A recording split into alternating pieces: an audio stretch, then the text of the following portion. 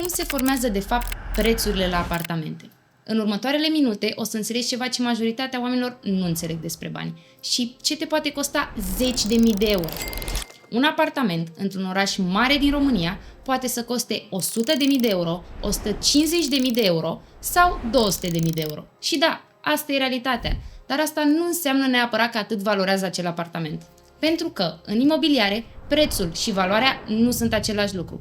Și sunt curioasă, tu crezi că sunt prea scumpe sau corect evaluate? Puțini oameni înțeleg de ce cresc de fapt prețurile și mai puțin înțeleg de ce uneori cresc chiar și atunci când economia nu merge foarte bine. Așa că hai să descompunem lucrurile simplu și să vedem cum se formează de fapt prețul unei locuințe și ce îl influențează cu adevărat. În teorie, totul este destul de simplu. Prețul depinde de cerere și de ofertă. Cererea înseamnă câți oameni vor să cumpere un apartament. Oferta înseamnă câte apartamente sunt disponibile pe piață. Dacă sunt mulți oameni care vor să cumpere și puține apartamente disponibile, prețul crește. Asta e teoria. Dar în realitate, piața imobiliară nu funcționează atât de simplu, pentru că intervin mai mulți factori în același timp, iar unii dintre ei sunt mai puțin evidenți. Primul și probabil cel mai important factor este accesul la credit. Un credit înseamnă că poți cumpăra astăzi un apartament folosind bani pe care tu încă nu ai. Banca îți dă acești bani acum, iar tu îi plătești înapoi în 20 sau 30 de ani, împreună cu dobânda.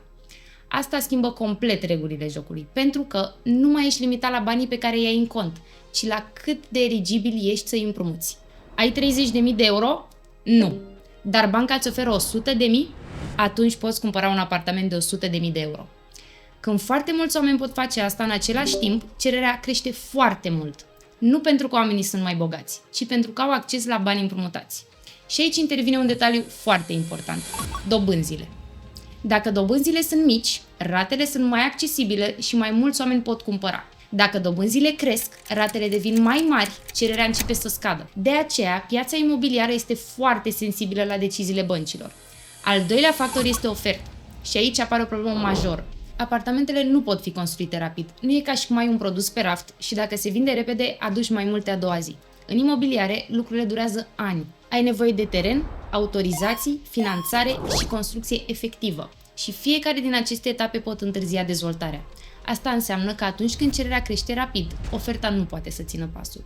Și aici apare presiunea pe prețuri. Gândește-te la asta foarte simplu. Ești într-un magazin și sunt doar 2 pâini pe raft. Dar în magazin sunt 10 oameni. Primii 2 cumpără, restul rămân fără. Dacă situația asta ar continua, oamenii vor fi mai dispuși să plătească mai mult, doar ca să prindă o pâine. Exact același mecanism funcționează și în imobiliare. Mai mult decât atât, în piață contează cel mai motivant cumpărător, nu media oamenilor. Cel care are cea mai mare nevoie sau este dispus să plătească mai mult, setează prețul.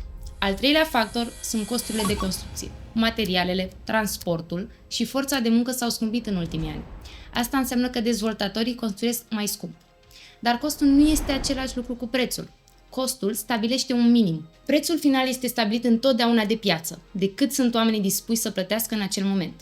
Există un factor pe care foarte mulți oameni îl ignoră complet atunci când vorbesc despre prețul apartamentelor. Inflație. Inflația înseamnă că banii pe care ai astăzi valorează mai puțin mâine. Dacă ții 100.000 de euro cash într-un cont fără dobândă bună, în 10-15 ani puterea lor de cumpărare scade dramatic. Un apartament, în schimb, este un activ real. El urmărește inflația. Astfel, dacă prețul lui în euro crește, de fapt, apartamentul îți protejează valoarea reală a economiilor, deși banii se devalorizează. Și când ne uităm la date istorice, imaginea devine și mai clară. Pe termen lung, 50 sau chiar 100 de ani, prețurile locuințelor în Europa și SUA au crescut în medie cu câteva procente pe an peste rata inflației. Nu dramatic, nu spectaculos, dar constant și cu risc relativ redus față de alte tipuri de investiții. Un alt concept important pe care puțini îl înțeleg corect este chiria. Orice proprietate are asociată o chirie, chiar dacă nu o plătești al cuiva. Dacă locuiești în propriul tău apartament, nu mai plătești chirie al cuiva.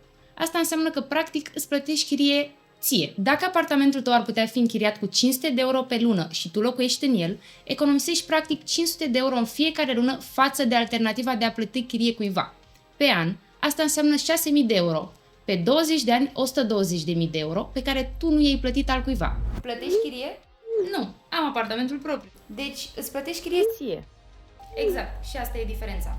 Sau, dacă alegi să-l închiriezi, primești un venit lunar care acoperă o parte sau chiar tot creditul. Hai să facem un exercițiu simplu de matematică, dar care schimbă complet perspectiva. În condiții de piață normală, cu cerere și ofertă echilibrată, un apartament într-o zonă bună se apreciază cu aproximativ 2% pe an. Iar dacă generează și o chirie de aproximativ 5% pe an, randamentul total ajunge la aproximativ 7% anual. Să luăm un exemplu simplu. Un apartament de 100.000 de euro, care crește cu aproximativ 7% pe an, prin combinația dintre aprecierea valorii și venitul din chirie în 20 de ani, iese aproximativ, dacă fac calculul corect, 387.000 de euro. În cazul în care cumperi în faza de început a construcției, la începutul dezvoltării, în cei 2-3 ani până la livrare, apartamentul poate avea cea mai mare apreciere din tot ciclul investiției. În această perioadă, aprecierea poate fi de 5%, 10%, 15%, chiar și 20-25%. Efectul de levier înseamnă că folosești banii împrumutați ca să controlezi un activ mult mai mare decât ceea ce îi putea cumpăra doar cu banii proprii. Exemplu concret, fără levier, investești 100.000 de euro cash la 7% compus în 20 de ani, ceea ce rezultă în 387.000 de euro. Profitul obținut, 287.000 de euro.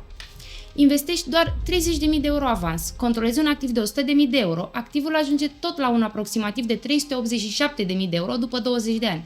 Dar aici apare diferența reală. Tu ai investit doar 30.000 de euro, nu 100.000 de euro. Randamentul raportat la banii proprii este mult mai mare. În plus, cei 70.000 de euro pe care nu i-ai blocat într-un singur apartament pot fi investiți în un al doilea avans, alte investiții sau un fond de rezervă. Pe scurt, levierul îți amplifică randamentul raportat la capitalul propriu investit. Riscul este că, atunci când activul scade în valoare, pierderile sunt amplificate în același mod.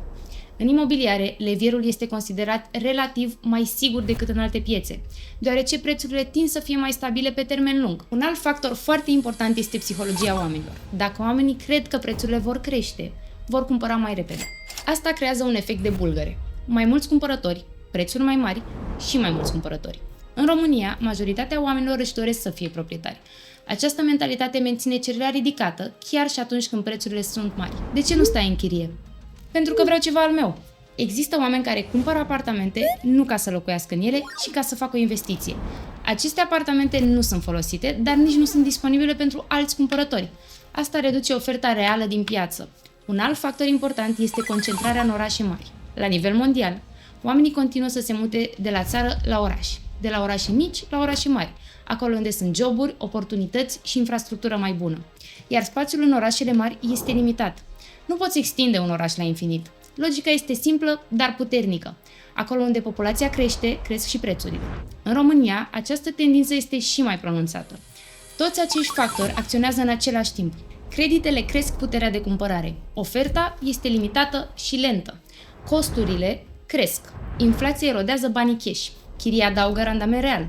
Psihologia amplifică cererea. Investitorii reduc oferta reală. Urbanizarea și migrația generează presiune constantă. Rezultatul nu este întâmplător, este rezultatul unui sistem. De aceea prețurile pot părea prea mari, dar în același timp să continue să crească.